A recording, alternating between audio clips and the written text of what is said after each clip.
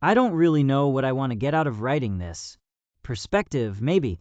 Or just getting everything out without having to filter it for family or friends. Short version. My wife Rebecca cheated on me with a coworker, is now pregnant, and we have an 18-month-old son.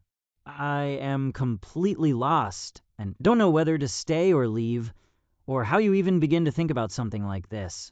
Rebecca and I have been together for several years, married, and we have a son who just turned 18 months old. He is my everything. Truly, I know everyone says that, but there is nothing in my life that even comes close to how much he means to me. A few days ago, Rebecca sat down with me and said that she had been unfaithful. Once, according to her, with a man at her job. The same man she had previously mentioned had flirted with her. The same man I've always had a bad gut feeling about. I want to be clear about one thing right away. We have had problems. Small and medium problems. Mainly communication. I am bad at talking about feelings in the moment. I get defensive, quiet, or try to solve things instead of listening. Rebecca has said it several times. She has wanted to talk more, process more, go deeper. I've thought that if I'm just stable, reliable, and present, that should be enough.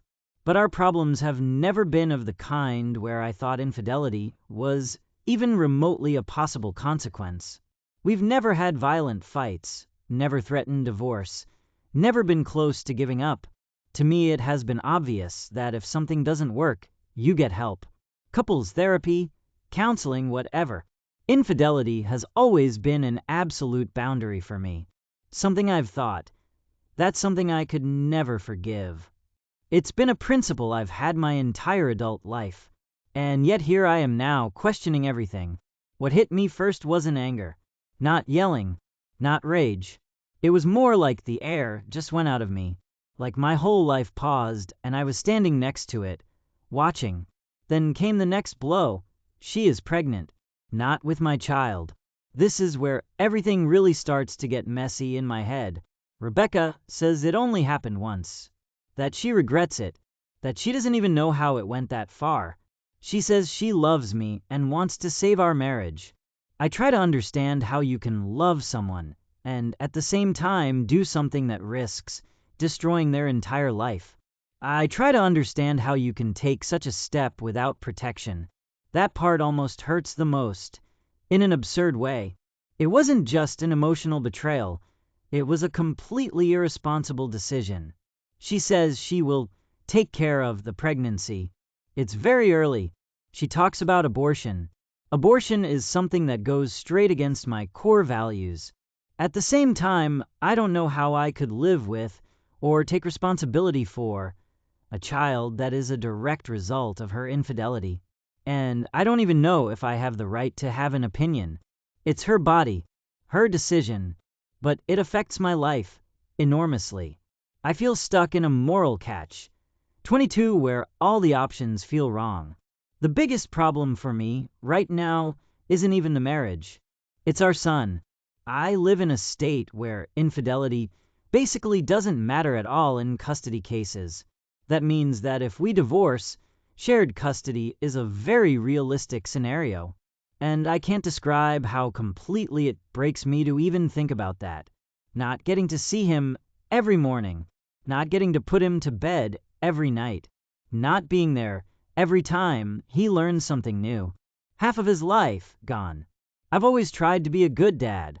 Not perfect, but present. I read up, I get involved, I'm there. I want to be that safe point in his life. The thought that some court, some legal process, would decide that I only get to be a dad part-time makes me physically nauseous. So suddenly I'm sitting here considering something I never thought I would consider.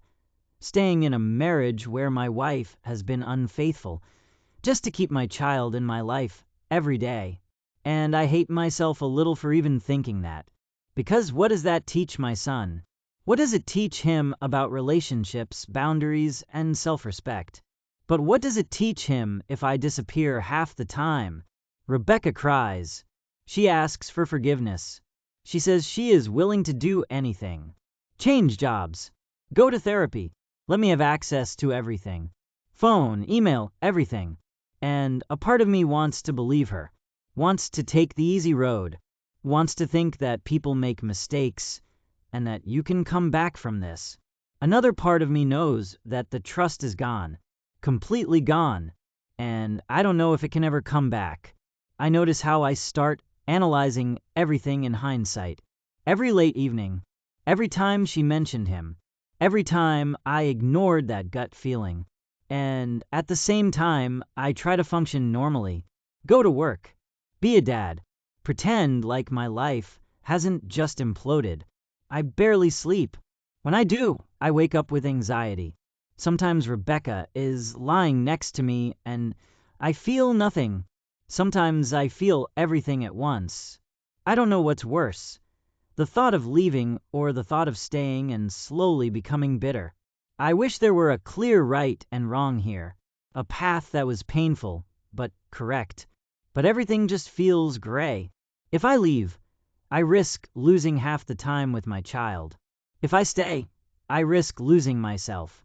I don't know if love is enough to repair this. I don't know if responsibility, guilt, and regret are the same thing as real change. I don't know if I will ever be able to look at Rebecca without thinking about what she did. Right now, I live in a constant state of mental paralysis. I postpone decisions because every decision feels life-defining. I try to take it day by day, but the truth is that every day just adds more weight to the next. I am angry. I am sad. I am scared. And most of all, I am confused. I'm not writing this to get anyone to take my side. I'm writing it because I no longer know which side is even mine. If anyone has been in something similar, how did you get through it? How did you choose? And how do you go on living, regardless of which decision you make? Thanks to everyone who has managed to read this far. Just writing this has been something. I don't know what yet. Update. I'm back. It's been about a week since I wrote my first post. I've read all the replies, both the supportive ones and the brutally honest ones. I haven't replied much, mostly because I haven't really had the words or the energy, but I've taken it all in. This week has been the longest of my life. I thought I'd try to write down what has happened, what I've thought, and where I stand now, not because I have any answers, but because I'm still trying to understand how I ended up here. The first thing I did after writing the post was to tell a close friend. It was harder than I thought. Saying the words out loud made everything worse. When it was just in my head, I could somehow push it away at times. When I said it to someone else, there was no way back. He listened, let me talk, didn't interrupt. That meant more than I can describe. When I was done, he didn't immediately tell me what to do. He asked questions. Simple questions, but hard ones. Has she told you everything? How do you know? What would you say to me if the roles were reversed? He was clear that he didn't believe the "it only happened once" explanation. Not to be cynical, but because he had seen too many similar situations. He said that there is almost always more that comes out later. Small things first, then bigger ones. It was hard to hear. At the same time, I felt like someone was finally saying out loud what I myself had been afraid to think. His advice was simple, but difficult. Create distance. Don't make life-defining decisions in shock. Get perspective. Protect myself emotionally as best I can. He was also very clear about one thing. He thinks I should divorce. Not now, not tomorrow, but in the end. He said that trust is the foundation of everything, and that what has happened is not something you just work through because you want to. I don't know if he's right, but his words linger. I've talked a lot with Rebecca this week, more than we have in a long time. Ironically enough, at first she stuck to the same version. Once mistake, regret, panic. She was very focused on showing how sorry she was, how much she regretted it, how afraid she was of losing me. But after a few conversations, cracks started to show. Not because I confronted her aggressively, but because details didn't add up. timelines, how she described certain things, small contradictions. In the end, she admitted that it wasn't just once. There were multiple occasions. She didn't know exactly how many, she said. She said she didn't dare tell me everything from the beginning because she was afraid I would leave immediately. It hurt in a way I wasn't really prepared for. Not just the betrayal itself, but that she still, even after everything had come out, chose to hold back the truth. She said it wasn't a relationship, that there were no feelings, that it was mostly about validation, that she had felt unseen, unattractive, deprioritized. I heard what she said. I tried to understand, but every time she explained why it happened, I mostly heard why it could happen again. After several conversations, many late nights without sleep, I made a decision I never thought I would make. I moved out. Temporarily. It wasn't an ultimatum. Not a, it's over. It was a need for distance.